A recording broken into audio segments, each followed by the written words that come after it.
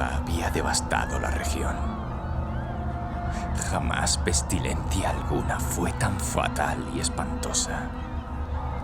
Su avatar era la sangre, el color y el horror de la sangre. Se producían agudos dolores, un súbito desvanecimiento y después un abundante sangrar por los poros y la disolución del ser. Las manchas purpúreas por el cuerpo y especialmente por el rostro de la víctima desechaban a esta de la humanidad y la cerraban a todo socorro y a toda compasión. La invasión, el progreso y el resultado de la enfermedad eran cuestión de media hora.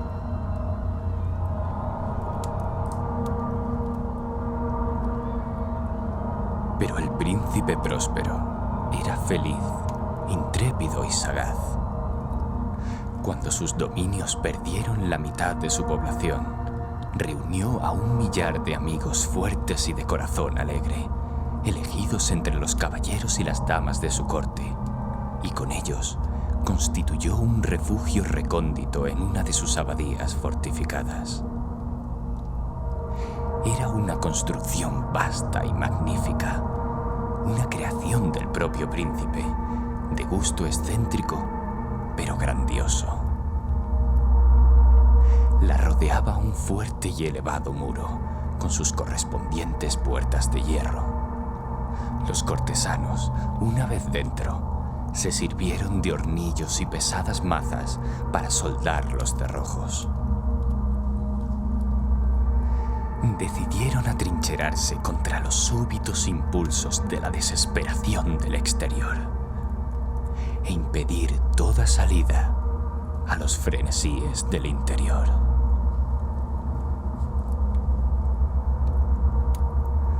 La abadía fue abastecida copiosamente. Gracias a tales precauciones, los cortesanos podían desafiar el contagio. El mundo exterior que se las compusiera como pudiese. Por lo demás, sería locura afligirse o pensar en él. El príncipe había provisto aquella mansión de todos los medios de placer. Había bufones, improvisadores, danzarines, músicos, lo bello en todas sus formas. Y había vino. En el interior existía todo esto además de la seguridad. Afuera, la muerte roja.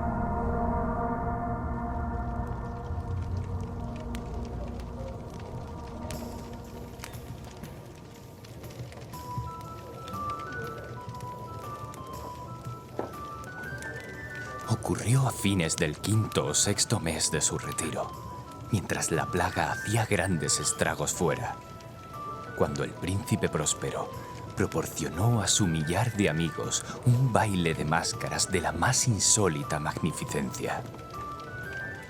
¡Oh, qué voluptuoso cuadro el de ese baile de máscaras!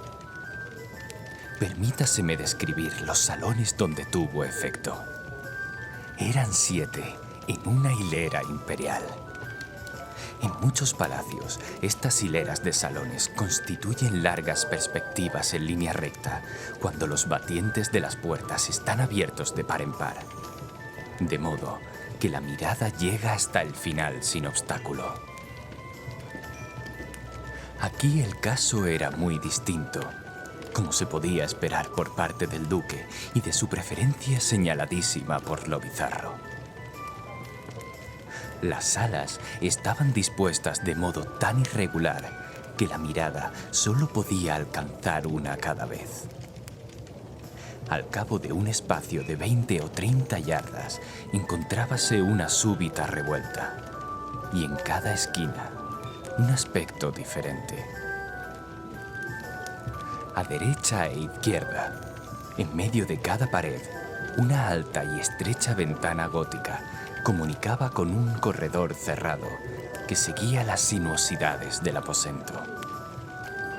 Cada ventanal estaba hecho de vidrios de colores que armonizaban con el tono dominante de la decoración del salón, para el cual se abría. El que ocupaba el extremo oriental, por ejemplo, estaba decorado de azul y los ventanales eran de un azul vivo. El segundo aposento estaba ornado y guarnecido de púrpura y las vidrieras eran purpúreas. El tercero, enteramente verde y verdes sus ventanas.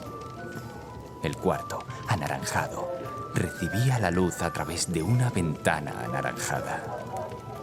El quinto, blanco, y el sexto, violeta. El séptimo salón estaba rigurosamente forrado por colgaduras de terciopelo negro que revestían todo el techo y las paredes y caían sobre un tapiz de la misma tela y del mismo color. Pero solamente en ese aposento el color de las vidrieras no correspondía al del decorado.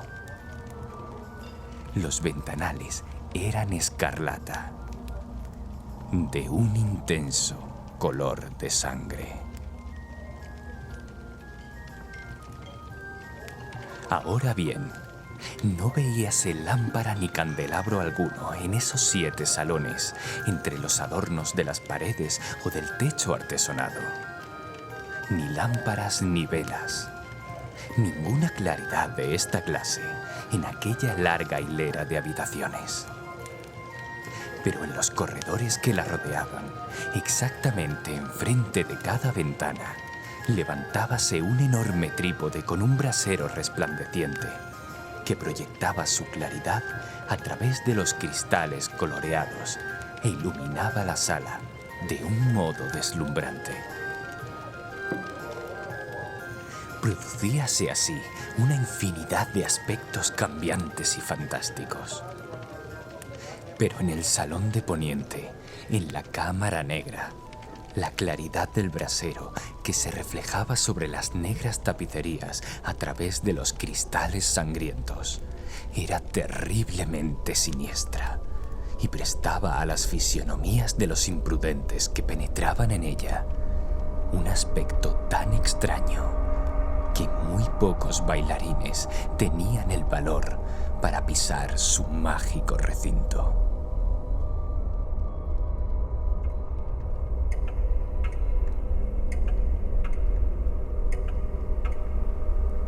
También en este salón erguíase apoyado contra el muro de poniente un gigantesco reloj de ébano. Su péndulo movíase con un tic-tac sordo, pesado y monótono. Y cuando el minutero completaba el circuito de la esfera e iba a sonar la hora, salía de los pulmones de bronce de la máquina un sonido claro, estrepitoso, profundo y extraordinariamente musical, pero de un timbre tan particular y potente que de hora en hora los músicos de la orquesta veíanse obligados a interrumpir un instante sus acordes para escuchar el sonido. Los valsistas veíanse forzados a cesar en sus evoluciones. Una perturbación momentánea recorría toda aquella multitud, y mientras sonaban las campanas, notábase que los más vehementes palidecían, y los más sensatos pasábanse las manos por la frente, pareciendo sumirse en meditación o en un sueño febril. Pero una vez desaparecía por completo el eco, una ligera hilaridad circulaba por toda la reunión. Los músicos mirábanse entre sí y se reían de sus nervios y de su locura, y jurábanse en voz baja unos a otros que la próxima vez que sonaran las campanadas no sentirían la misma impresión. Y luego, Cuando después de la fuga de los 60 minutos que comprenden los 3600 segundos de la hora desaparecida, cuando llegaba una nueva campanada del reloj fatal, se producía el mismo estremecimiento, el mismo escalofrío y el mismo sueño febril.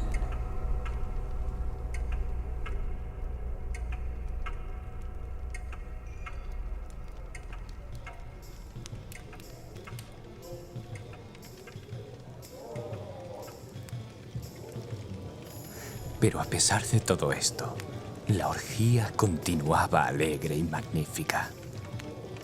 El gusto del duque era muy singular. Tenía una vista segura por lo que se refiere a colores y efectos.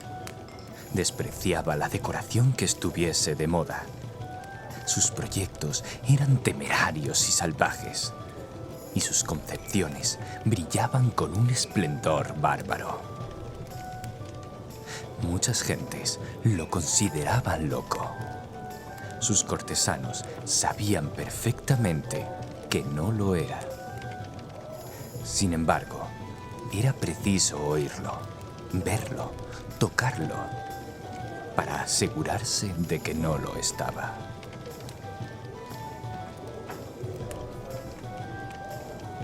En ocasión de esta gran fiesta, había dirigido gran parte de la decoración de los muebles, y su gusto personal había dirigido el estilo de los disfraces. No hay duda de que eran concepciones grotescas. Era deslumbrador, brillante. Había cosas chocantes y cosas fantásticas, mucho de lo que después se ha visto en Hernani. Había figuras arabescas, con miembros y aditamentos inapropiados, delirantes fantasías, atavíos como de loco. Había mucho de lo bello, mucho de lo licencioso, mucho de lo bizarro, algo de lo terrible, y no poco de lo que podría haber producido repugnancia. De un lado a otro de las 7 salas pavoneábase una muchedumbre de pesadilla. Y esa multitud, la pesadilla, contorsionábase en todos los sentidos, tiñéndose del color de los salones, haciendo que la música pareciera el eco de sus propios pasos.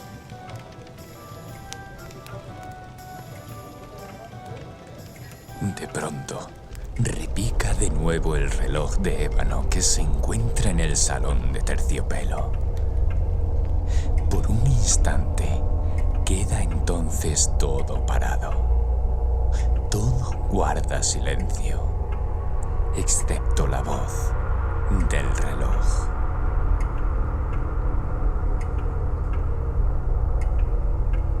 Las figuras de pesadilla quedan yertas, paradas, pero los ecos de la campana se van desvaneciendo. No han durado sino un instante y apenas han desaparecido. Una risa leve, mal reprimida, se cierne por todos los lados. Y una vez más, la música suena, vive en los ensueños.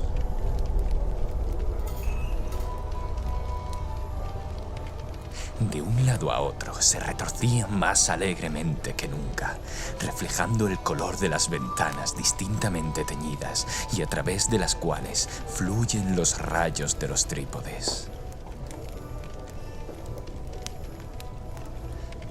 Pero en el salón más occidental de los 7, no hay ahora máscara alguna que se atreva a entrar, porque la noche va transcurriendo.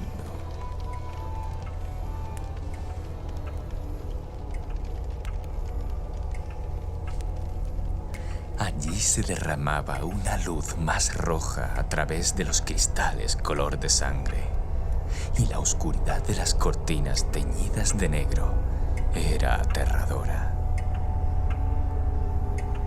Y a los que pisan la negra alfombra llega desde el cercano reloj de ébano un más pesado repique, más solemnemente acentuado que el que hiere los oídos de las máscaras que se divierten en las salas más apartadas. Pero en estas otras salas había una densa muchedumbre. En ellas latía febrilmente el corazón de la vida. La fiesta llegaba a su pleno arrebato cuando por último sonaron los tañidos de medianoche en el reloj. Y entonces la música cesó, como ya he dicho, y apaciguáronse las evoluciones de los danzarines. Y como antes, se produjo una angustiosa inmovilidad en todas las cosas. Pero el tañido del reloj había de reunir esta vez 12 campanadas. Y quizá por eso ocurrió que los pensamientos invadieron en mayor número las meditaciones de aquellos que reflexionaban entre la multitud, entregadas a la fiesta. Y quizá por lo mismo, varias personas entre aquella muchedumbre, antes que se hubiesen agotado en el silencio los postreros ecos de la última campanada, había tenido tiempo para darse cuenta de la presencia de una figura enmascarada que hasta entonces no había llamado la atención de nadie.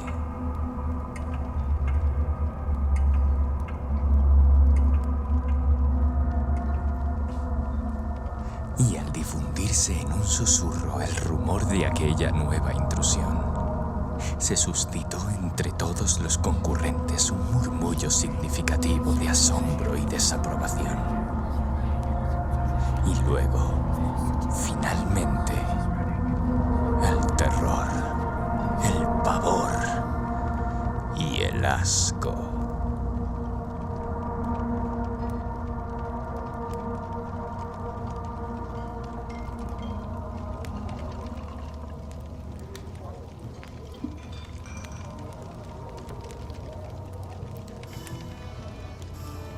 En una reunión de fantasmas como la que he descrito, puede muy bien suponerse que ninguna aparición ordinaria hubiera provocado una sensación como aquella.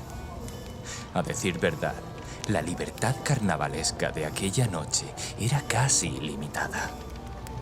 Pero el personaje en cuestión había superado la extravagancia de un Herodes y los límites complacientes, no obstante, de la moralidad equívoca impuesta por el príncipe.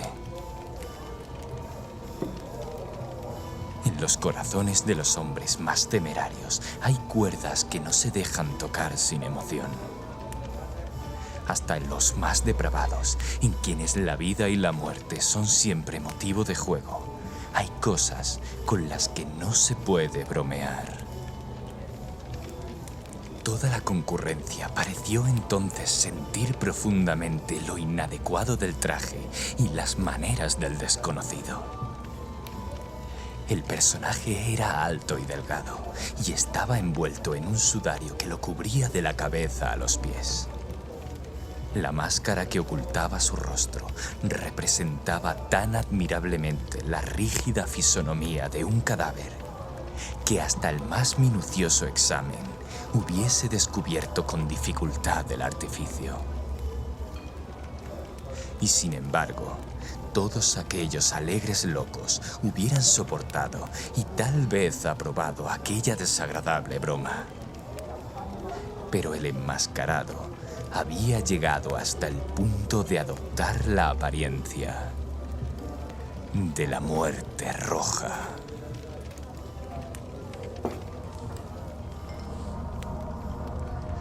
Sus vestiduras estaban manchadas de sangre y su ancha frente, así como sus demás facciones, se encontraban salpicadas con el horror escarlata.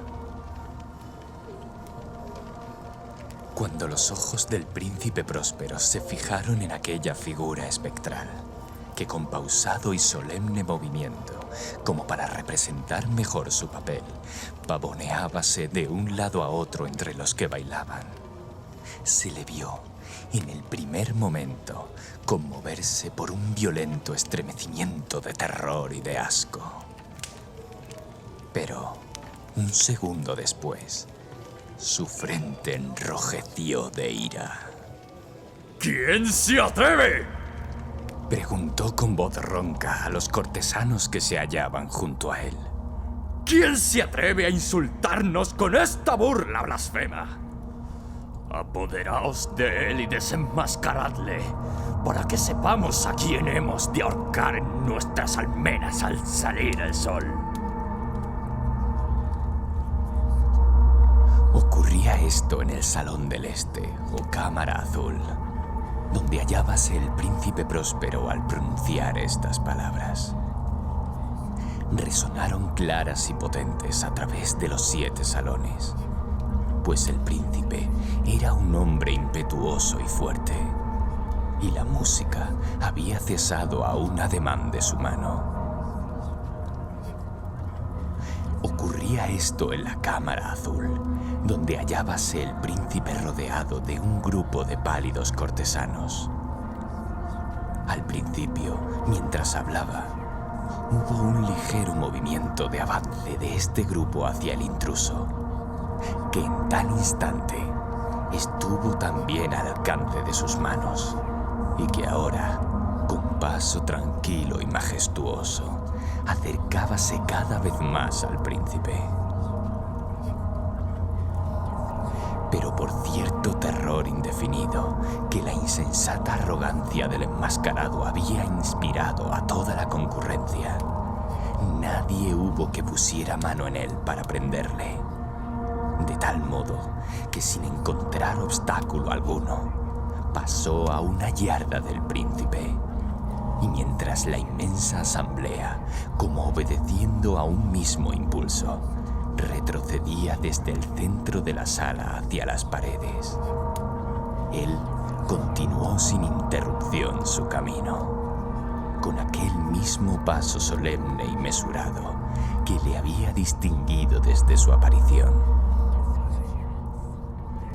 Pasó de la cámara azul a la purpúrea, de la purpúrea a la verde, de la verde a la anaranjada, de esta a la blanca, y llegó a la de color violeta antes de que se hubiera hecho un movimiento decisivo para detenerle. Sin embargo, fue entonces cuando el príncipe Próspero, exasperado de ira y vergüenza por su momentánea cobardía, se lanzó precipitadamente a través de las 6 cámaras sin que nadie lo siguiera, a causa del mortal terror que de todos se había apoderado. Blandía un puñal desenvainado y se había acercado impetuosamente a unos 3 o 4 pies de aquella figura que se batía en retirada, cuando ésta, habiendo llegado al final del salón de terciopelo, volvióse bruscamente e hizo frente a su perseguidor.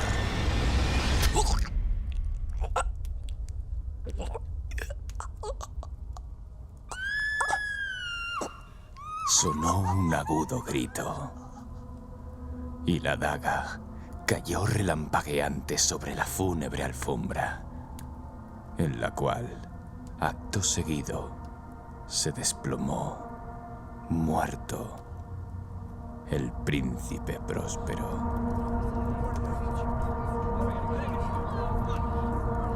Entonces, invocando el frenético valor de la desesperación, un tropel de máscaras se precipitó a un tiempo en la negra estancia y, agarrando al desconocido, que manteníase erguido e inmóvil como una gran estatua a la sombra del reloj de ébano, exhalaron un grito de terror inexpresable, viendo que bajo el sudario y la máscara de cadáver que habían aferrado con energía tan violenta, no se hallaba forma tangible alguna.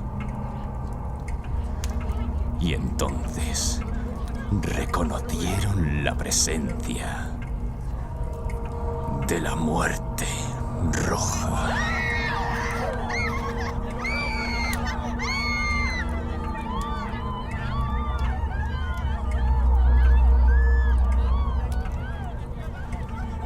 había llegado como un ladrón en la noche. Y uno por uno cayeron los alegres libertinos por las salas de la orgía, inundados de un rocío sangriento. Y cada uno murió en la desesperada postura de su caída. Y la vida del reloj de ébano extinguióse con la del último de aquellos licenciosos. Y las llamas de los trípodes se extinguieron.